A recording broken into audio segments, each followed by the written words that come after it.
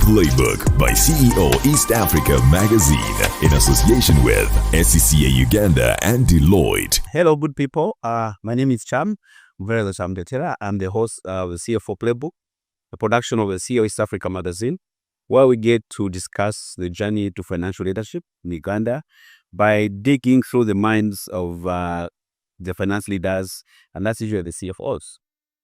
With me here today, I have a lady that I'm sure all of us are very familiar with. If you're not familiar with her, maybe you bank with her bank, so you are familiar with her through her brand. We have Kate Kiiza, the Executive Director dfcu bank.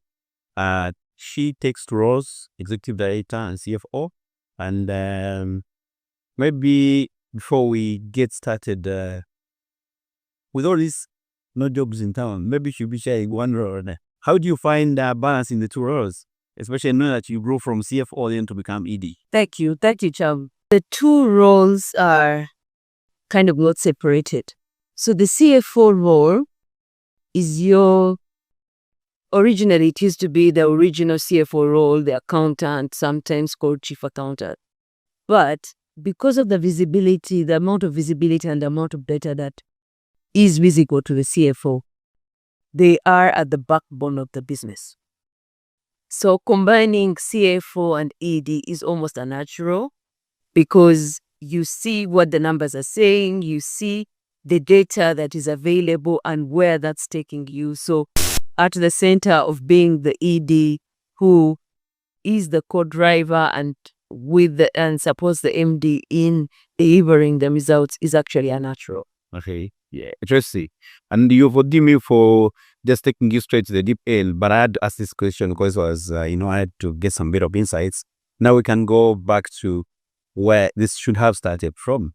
Maybe let's start by telling our viewers, stroke listeners, about yourself. I mean, those who like to know you, how would you allow them to know you? Thank you. Kate Kiiza, finance professional, studied from Tievame Girls in Poto. So from there, getting into finance and developing it to a leader started from way before, mostly driven by just wanting to understand what's the story behind.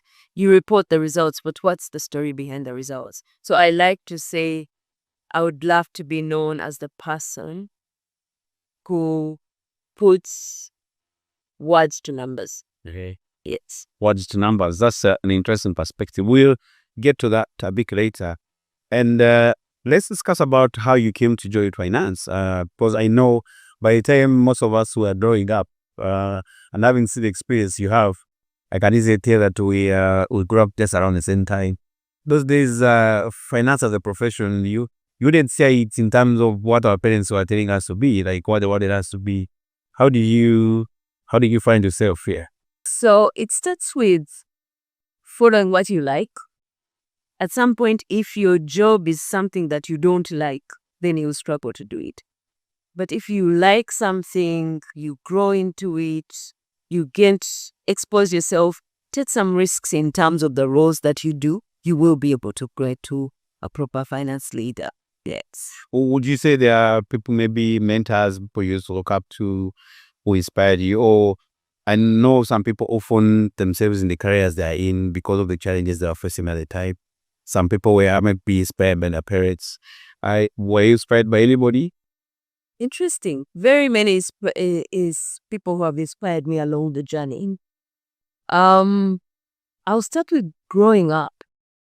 My dad used to encourage you to be open about what you want to say, speak for yourself, and work hard for whatever you're going to achieve. So getting into the working world, I would say some of them were not intentional, but I've had good leaders that ended up being inspirational leaders at the same time. So I've had leaders who look to you, set the bar so high that every time you don't achieve the bar, even you feel like you're disappointed in yourself. So they believe in you and encourage you and along the way mentor you. So I've had mentors, some of them as my bosses, some of them as people who have supported me along the journey. So a few to mention, of course, is one of my first bosses when I started working, Sir Grace Kavuma. So Grace used to always say, don't settle for what you are, always aspire. The late Anan Chayonka would say, all I expect is excellence. And of course, as I transitioned into banking, there are different other people who have inspired me in banking, the way they work, the way they deliver to what the results that they manage to deliver. Of course, on the professional side, I've had a lot of exposure and a lot of interaction with people like Japhet Kato. Japhet will stretch you to beyond what you have to do. So in line with this year's theme, which was very interesting, Japhet always said, I need to see you beyond finance. What is it that you can deliver beyond your finance role? How do you get to use your finance role to transition into a value creator and a person who drives strategy because of the amount of information that you see as our CFO? Yes. Interesting. I see you've been sharpened by some of the best brains in this town. And I remember one of the questions I keep seeing, of course, everybody talks about you need to get a mentor, you need to get a sponsor, you need to get a coach, you need to, and some of the questions people ask that, but me, how do I find a coach? And especially for the, and I mean, you have said you went to Shewambe, or I can imagine maybe you grew up from up country, then came to Kampala a bit later. And sometimes when you find yourself in Kampala, especially having grown from outside Kampala, you sometimes tend to be alone, unless of course you're like to have some uncles here and there. But for a typical person, an average person who is looking to be mentored by some of these great guys who are, of course, actually very busy, how do you position yourself to attract their attention so that they can consider you worth their time? Because I think everybody's looking for them, but then they like, if you get to be mentored by them, I'm sure I don't know whether was it a deliberate thing or you found yourself being lucky, being mentored by these people. Initially, honestly, it was accidental, purely accidental. These are the people you're working with. However, what do people look at as leaders? Good leaders look for the good in you. If they see the good in you, how do you show up? What is it that you do? What level of excellence do you subject yourself to? If you have an assignment, what is the quality of that assignment as you submit it? So it starts there. And then your openness, especially to feedback that's not so positive. If you didn't come out positive, most individuals would look at a lot of what props them up. What is the big positive that they can actually see? The issue is the positives are good, and of course you'll blow them up. But how do you work on your not so good areas?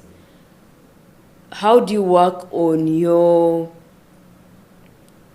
negatives or your weaknesses and actually translate them into positives? How do you turn them around? And your openness in that area then works. The second thing is different fora. If there are FCCA forums, are you actually there? Are you entering into those forums, and are you having the conversations with the right people? Yes. Then you'll find almost natural that they will want to share their experiences and they will want to ask you one or two things. Yes. You reminded me, yesterday I was telling people that having been through the seminary, I tend to remember a lot of the verses in the Bible, just that I don't remember the books and the chapters.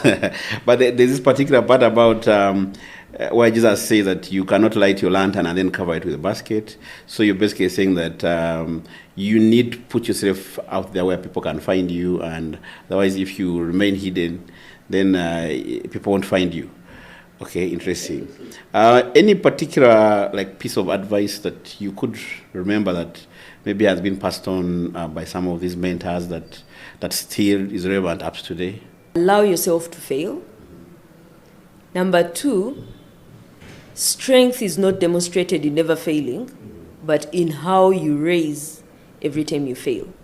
So if there's an assignment that you have not done well on, how do you make that assignment? Pick the learnings from that assignment and actually make sure you're better for the next one. Okay. Yes. You've risen to the top, almost the topmost, because when you're the ED and CFO of one of the top 5 banks, you could say you are almost there, and there's this tendency, and I see people blaming the Gen Z a lot, of thinking that you can get there, like fast and furious. But looking back, and maybe some of what you could say maybe were the key milestones that helped you to rise to where you are, and possibly if you could also share some of the challenges that you could have faced and then how you overcame them. I'm sure that would give some insight to some people out there who are going through the same, to know that I'm not the first to face this or the last.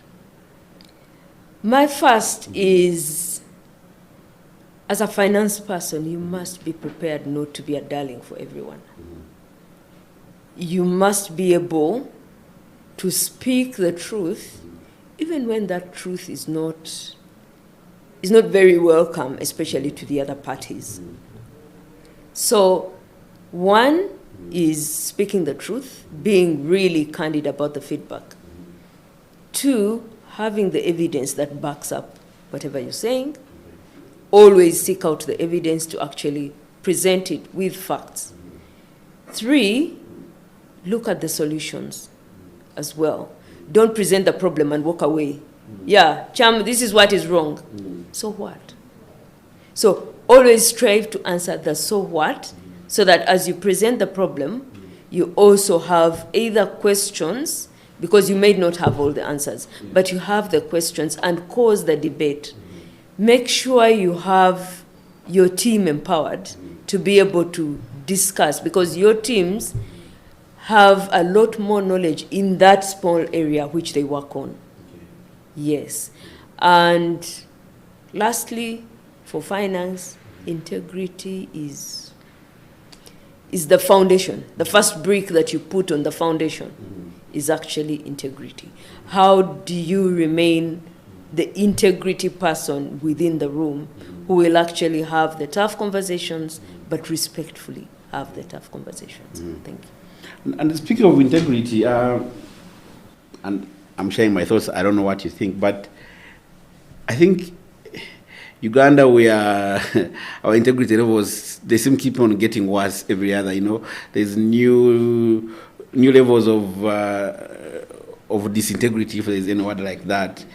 And so it's getting harder and harder for people to remain, with all the challenges around us. Everywhere you look, people seem to be doing better than, you look at your hobbies, maybe you finished school like 5 years ago, and they're already driving a Range Rover, and you're like, okay. So with all the challenges that surround us, do you have any personal tips? And I'm sure being in banking, you must have faced so many challenges. There were so many, people throwing things at you. Like, what are some of the tips that you could give? Because it's not easy to just say, I want to have this integrity. You must pick some coping mechanisms with all these temptations around us. It starts with, how content are you? Allow yourself to be content. Yes, you strive, you have to work harder, you have to strive to get to a different level, of course, with a bit more salary if you can earn it there, but be contented with what you have.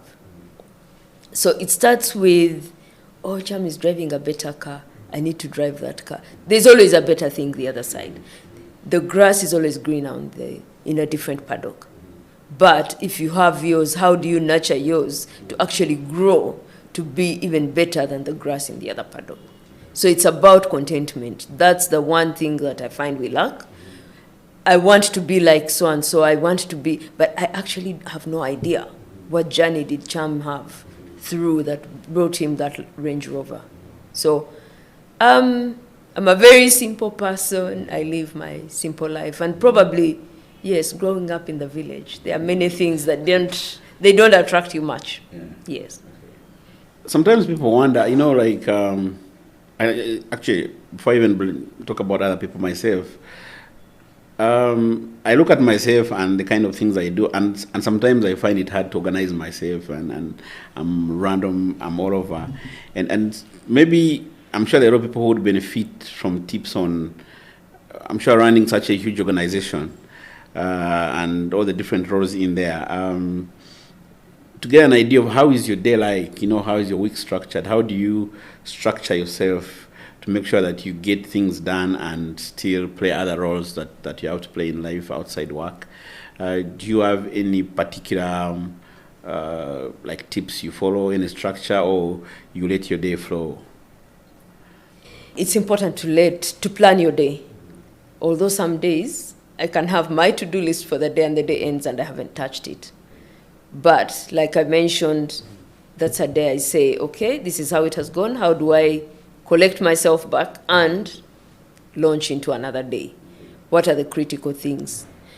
But number one, as a leader, you have a team.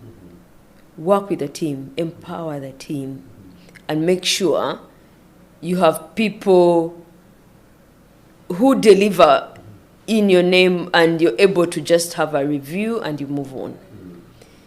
Number two, find time for yourself. I do a bit of sports. I try to have a workout every day. Some days I don't manage, but yes, I try to have a workout every day. So a number of times it's not unusual for me to be in the pool at 6 a.m. and it gets the mind calm. It gets you less stressed. You're less likely to get things get to you. Number three, avoid being the person who knows it all. There's this and this problem, I've given it to somebody, he's not measuring up, jump in and deliver it. Avoid that. It's a very, very big temptation. So one of the books I'm reading now is called The Multiplier. Now, people can have the same resources, but somebody is able to deliver more from the same resources, and then the other will deliver less. So identifying what are the multiplier behaviors that you must exhibit as a leader. How do you get your team to actually be empowered to deliver and love to deliver and actually stretch themselves to deliver more than yourself?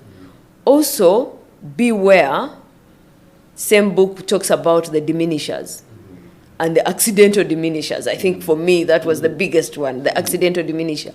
When you think you're doing something and you think, yeah, this is the best way, but actually what you're doing is limiting the capacity for the person who is actually trying to deliver within your team.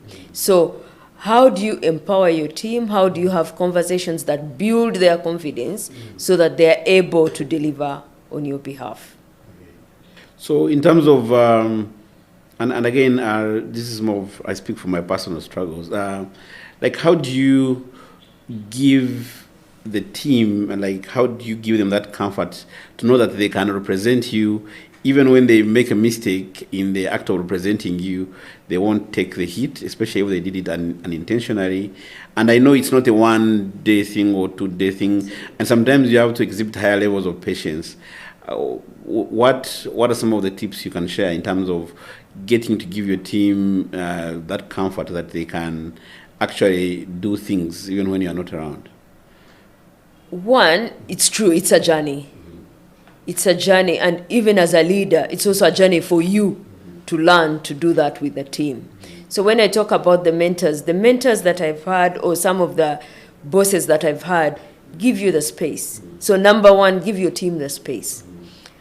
And give them the space, but also how you react when they've made that accidental error. What happens when they make the accidental error? Get back to them. How do you mentor them to actually raise from that fall? If I may use that analogy. How do they raise from that fall to actually get better and be able to prepare next time. The other thing that I do is, before sending the person to the front line, what pep talk do I have with them? What conversation do we have that makes them feel, yes, I'm ready? Because if they go when they are nervous, sometimes people get nervous and it destroys the whole presentation or the whole conversation. But have the quick tips for them. The other is for you to realize these are individuals. Don't try to make clones of yourself. They are individuals. They have strengths that you don't have. So give the big guidelines, but let them flow. Let them fly.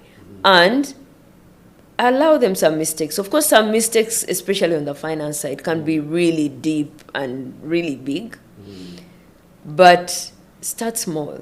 Let them make a few mistakes and allow them that. Allow them to fail as they allow themselves to fail, but subject them to excellence. Okay. Yes. Interesting. When you have conversations, and we've been having a number of conversations with different finance people and doing some reading, of course, they're talking about, and actually, basically, not even the finance profession, even our industry, the media, and even politics is changing, especially in the face of technology, and everything is moving fast and furious. And looking at where we've come from, especially in the financial leadership landscape, and where we are and where we're going. You hear of things like, ESG, finance transformation, and so many other things.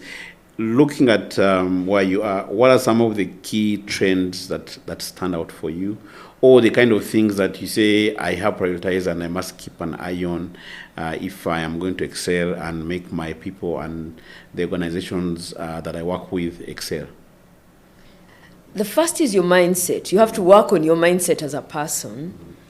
You have to be able to learn, and actually unlearn some of the things.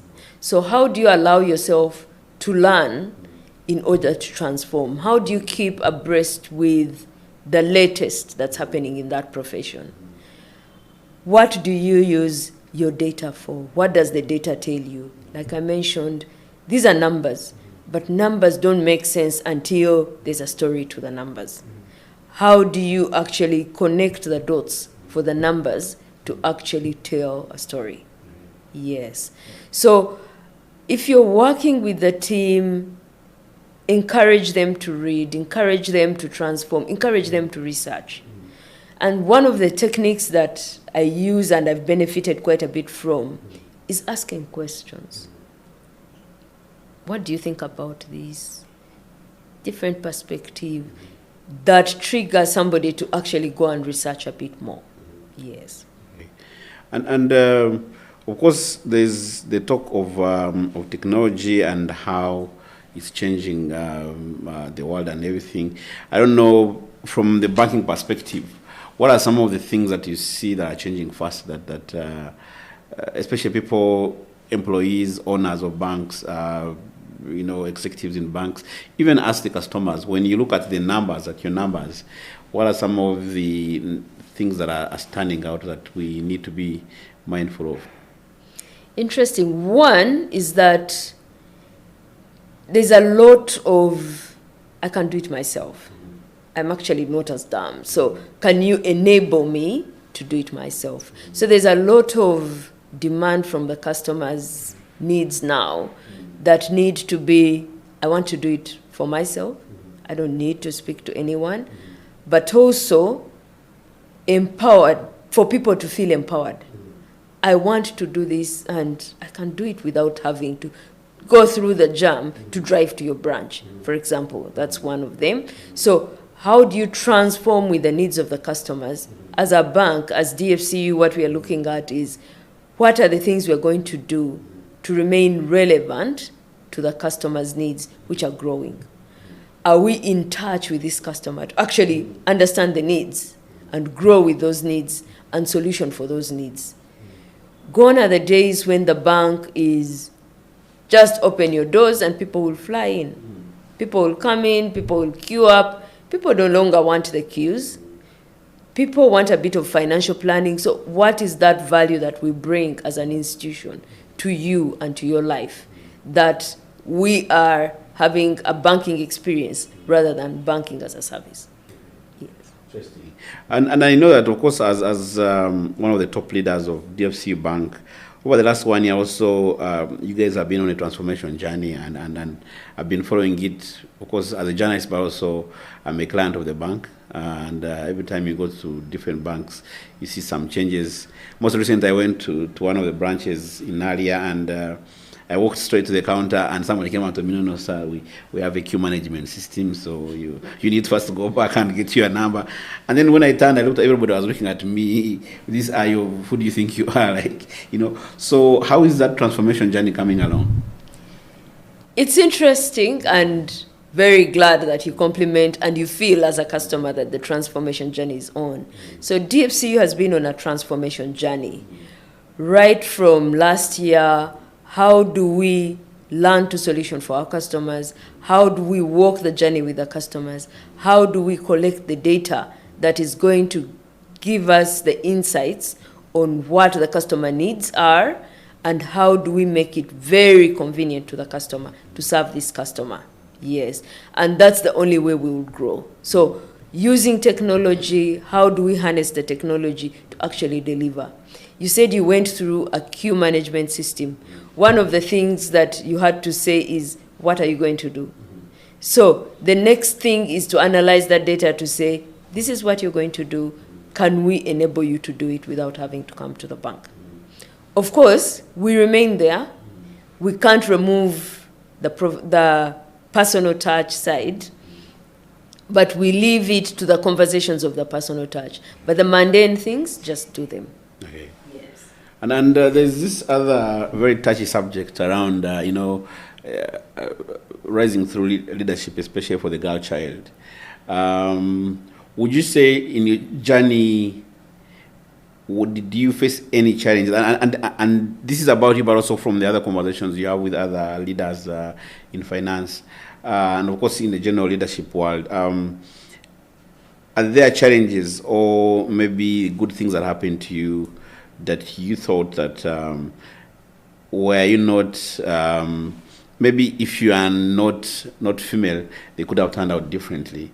And then also how using that learning, how are you using that learning to, of course, obviously the world is unfair for the girl child, but so how are you using those insights to be able to shape, to make the world a better place for the girl child? I'll start with challenging that notion that the world is unfair. Once you come out with, I call it victim mindset, you have lost half the battle. Show up. Don't expect any favors. Compete. Yes, that's the part. And going back to growing up, I had brothers, but yes, sometimes we tussle it out. They would beat me, finally, yeah. But we still have to fight. So you get what you fight for. So my encouragement to the girls is to say, one, give it your best. Expect yourself to be, or subject yourself to the same scrutiny, the same performance standard as the men. So nothing is going to come to you, oh, sorry, because you're a girl, we're going, no. Fight for it the way it's supposed to be. Of course, the fight that I'm talking about is not physical. If we come to the physical sense, those are differences that you leave aside. But don't carry those and bring them up as almost as a victim. Of course, when we go back to the village, there are places where you say girls don't get fees. Those are still there. And as long as we can empower the women, then they will be able to educate their daughters. But beyond that, expect the same standard as the men. Expect and subject yourself to that competition. But otherwise, if you start from, as a lady, I need to get this position, then you're starting from a weak area. Show up, put your best foot forward. Okay. One key strand of thinking that I seem to pick from this conversation is that, you say most battles are won or lost from the mindset, the starting point. So you need to bring a positive mindset to wherever you go, because then that helps you get started, maybe like 2-3 steps much faster. Do you have a personal philosophy about life or leadership that kind of guides you? A mindset, and the mindset has to grow. So if you start with the mindset that I can't manage this, then most likely whatever you touch, you'll be telling yourself, I can't manage, I can't manage. But if you bring it up, show up, your best foot forward. So my philosophy is always, I will strive to excel at whatever I do, and I will leave it in a better place than I found it. Yeah. I would like to find out, do you have a personal leadership mantra or philosophy that you follow that keeps you, glued onto your path? Because at the end of the day, in life, so many things are going to be thrown at you. But do you have a particular philosophy that kind of guides the way you do the things that you do? Thank you. Is it a deliberate? Is it one that has evolved? But what I try to do is work with my teams, the teams that I work with, empower them, trust them, but also subject them to a very stringent excellence bar. So set the bar high for the team and actually make sure you support them on the journey to actually achieve at that level. Yes. Interesting. Now, there's one thing I've been meaning to ask. Of course, your career, you've hit very many different milestones. You rise, most likely you started as a junior accountant, and you grew to different levels. You became CFO, then you became now, of course, ED and CFO, and very soon you become CEO. Thank you. Thanks for the wish. and of course, at every level, obviously, there's different things that are required of you. Yes, you could have integrity, you show up and have the positive mindset, but I think each level you're at requires you to show up and slightly differently in a different way. So maybe if you could help us, take us through, from your personal experience, how you are able to keep on rising from different levels, and how you manage expectations and what you do. Thank you. So one of the things is, especially when you're still, you become a leader for the first time, you feel it's all about the team. You want to improve the team. But you have to take a step back also, think about improving yourself as a leader. What are the kind of sessions you get into that develop you into a leader? What do you allow yourself to fail on? I think as a leader, one of the biggest things that you must adapt or you must get yourself into is to accept that you're not perfect and use the imperfections to actually improve yourself. Surround yourself with people who will tell you, like the adage goes, the emperor is naked, who are able to tell you when you actually mess up. So have the humility that people will be able to approach you and tell you, here, Cham, you didn't measure up. So both the people who report to you and, of course, the people who are senior to you, be able to understand on both cases. Previously, I was a person who said, I'm a leader, I'm too busy, I can't do this. But one of the leaders in one of the sessions on the CEO apprenticeship program came and told us, I wake up every morning and I do my exercise, because exercise really helps you to think. So here I was thinking, I don't have the time to exercise. So now it's those things that you should be aware of to actually be deliberate to do. And one of them, like I mentioned, is exercise and encourage your teams too. Yes. Interesting. I think exercise you're speaking to me. I keep on telling myself I'll start tomorrow, and tomorrow never comes for some reason. I think I should be doing better. And then I'm sure there are a couple of people out there who are thinking, especially even like the parents, and there's the debate out there in terms of learning, university degree, professional course. What do you do? What should you do first?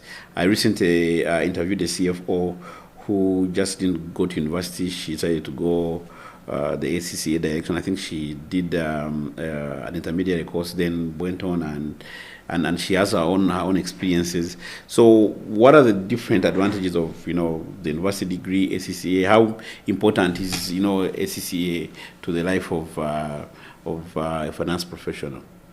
First, the degree, whatever degree it subjects you to a different thinking, very wide thinking.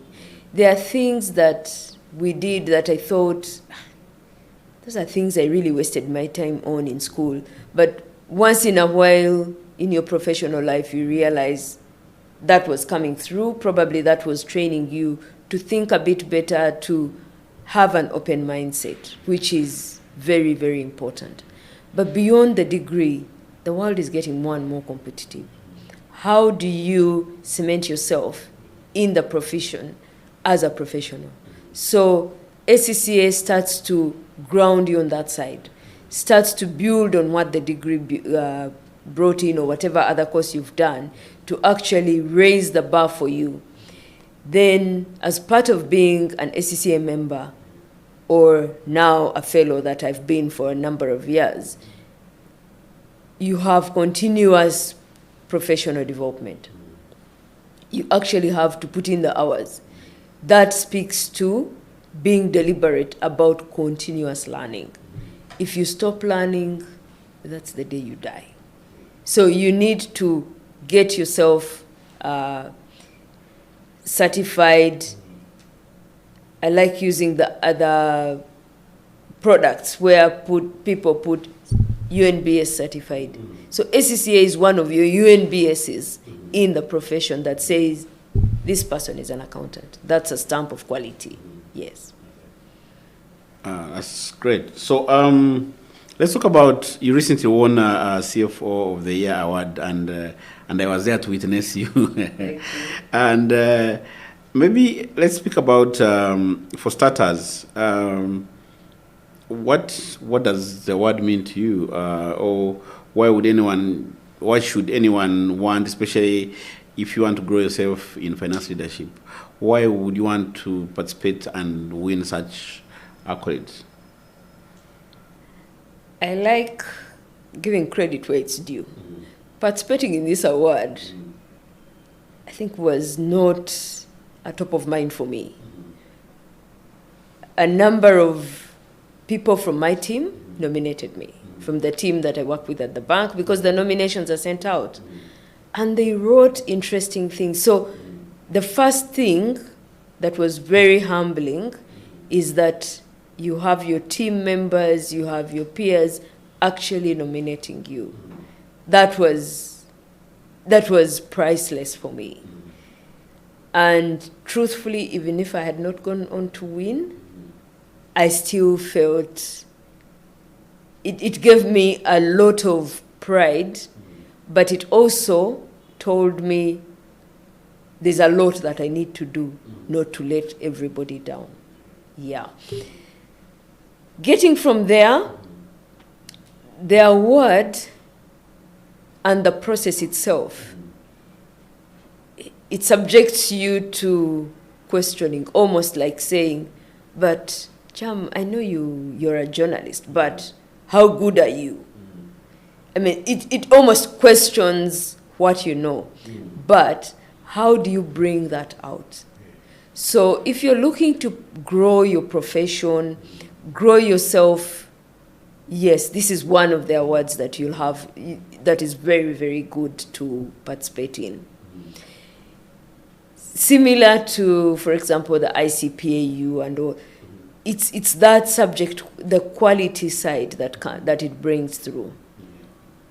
The nominations are many. Making it through is, you really have to prepare yourself mentally and all the interviews that you go through. Yes. Has that, have you seen any, now that your star has come out to shine and for all to see, do you feel like I'm looking for the right words, maybe your brand, do you feel like your life has changed in a way? Not like physical, but like, do you feel any change in your, like, in places you go?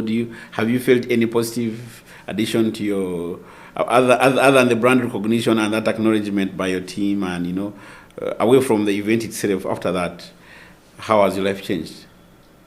Maybe I'll take you back, just a step back, to the days before the event. Mm-hmm.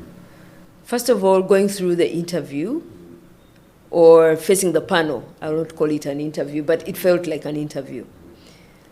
You had to be articulate. You had to pay attention to the questions. It's not very easy. It felt like a real job interview when I was going through that. Although it's still, yes, a bit of chatting and all, but still, it felt like a tough sieve to go through. So the happiness that you went through it is good. From then on, even from the awards session itself, I think my first part was the number of girls who said, "We're so proud of you." So the people who are willing to support you, the people who want to learn from you are so many. So it sets the bar much higher. So if you look at the change, it is, I almost call it the pressure that you feel to actually, the expectations have raised a notch higher. Yes. Interesting. And maybe as we wrap up, there is this conversation that has been coming up, especially over the last 5 years, in terms of encouraging the finance professionals to come out and shine their light more and more onto the world. And I know this has previously been, of course, a preserve of the PR and the marketing people, are the ones who have been all over everywhere, and But I think over the last 5 years, we've seen a couple of finance professionals also now trying to come out and letting their light shine. And I don't know, from your own experience, and I mean, speaking as a journalist, I can tell that the Kate of 5 years ago was always in hiding. but for the few times you have tried to come out, what has been your experience? And generally speaking, in general, what are some of the what would you say that to the finance professional about that? It's not just enough to do a good job. It's also important to let people know about it and celebrate it and learn from you. There are things that occur naturally. When you put a paper in front of me with numbers, or in front of a finance person with numbers, the first thing is they'll be trying to make a pattern out of the numbers. What do the numbers mean? And it's almost automatic. Being in the media, blowing our own trumpet is not unnatural. But thanks to FCCA, things like the CFO award, it's an encouragement to help us learn to get out of our shell. We like the shell. It's very comfortable. Anything that happens, you coil back into the shell. How do you crawl out of that shell into raising the flag and actually, like you said, putting the lamp out there? The lamp has to shine for it to give the light and for it to be seen. But also, what is the impact? We have to think about the impact that we have as professionals, as leaders of today, to the people who are upcoming. Yes. Okay. Maybe lastly, any particular like parting shots or something that you want to emphasize? Especially, this show is more about inspiring the upcoming finance leaders. Any particular message you like to package for them? To the upcoming leaders, to the upcoming finance professionals, one, it's about the clarity of mind on what is it that you're doing. The excellence is a given, it's an expectation. The integrity, it's like, yeah, you're breathing, that is there. But also, as you think through these awards, have the evidence that supports what you've done. Think through, and when you think about it even before, then you're able to achieve a bit more than when it happens by accident. Yes. So I encourage them to participate. It's a journey that I'm on. It's a journey of, as the CFO of the year, what is it that you're going to give to everybody else? So you have to allow yourself to nurture other talent so that they can be able to raise to the same level. All right. Thank you very much. It has been great speaking to you. I've learned quite a couple of things. I've felt challenged about exercising. And I know there's one person out there who, when they hear this interview, they'll be like, but Cham. Because I recently did an interview with the CEO in the gym. And she was emphasizing about the importance of, exercising, and saying the fitness of your team generally will reflect even on the performance of the team, because at the end of the day, the two are connected. And she said something like, your body is the greatest vessel that you bring to the game. So you need to take care of it. And I was there looking at my big vessel here. All right. So thank you once again for coming. Thank you, Deloitte Uganda. Thank you, FCCA Uganda, for working with us to bring this show. I ask you, good people, to tune in. You follow us on our different channels, and see you next time. CFO Playbook by CEO East Africa Magazine in association with FCCA Uganda and Deloitte.